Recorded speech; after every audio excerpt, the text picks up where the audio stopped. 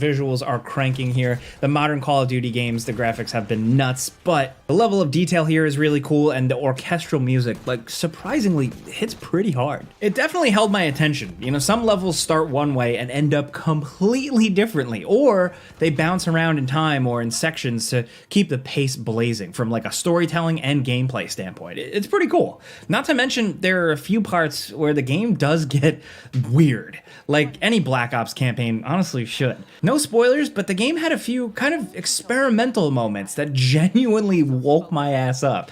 Some clever, creative stuff. Very much clearly influenced by other games, but done in a way that you just wouldn't expect to see in a game like this, usually. One small nitpick, it's not that big of a deal, but like the game is surprisingly easy. The enemy AI is not very smart, and after a while on normal difficulty, I found myself like, what am I doing? I recommend ramping the difficulty up, because it felt like it was a cakewalk. Sometimes these games are actually pretty tough on normal. It's a good way to at least start, but here you're going to want to ramp up the difficulty. My only other issue is that some pre-rendered cutscenes look like crap.